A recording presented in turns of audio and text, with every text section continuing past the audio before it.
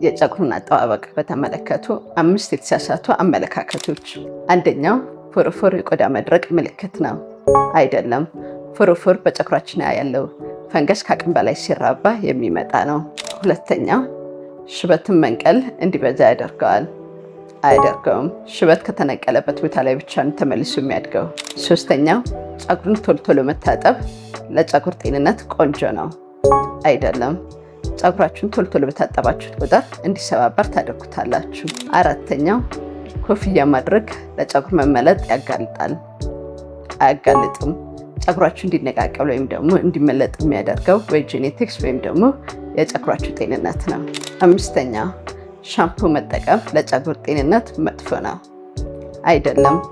ሻምፑ መጠቀም ፀጉራችሁ ላይ ያለውን ቢልዳፕ ወይም ደግሞ ቅባትም እንደዚሁም ቆሻሻ ነገሮችን የማጽዳት ባህሪ ያለው፣ ግን መምረጥ ይኖርባቸዋል። ሰልፌት ፍሪ የሆኑ ሻምፖዎችን መጠቀም ለፀጉራችሁ ጤንነት ቆንጆ ነው። ለፀጉራችሁ ጤንነት የበለጠ ማወቅ የምትፈልጉ ሰዎች ካላችሁ ዶክተር ፌይሰል የቆዳ ክሊኒክ መምጣት ትችላላችሁ። ጥያቄዎች ካላችሁ ኮሜንት ሴክሽን ላይ ጻፉልን።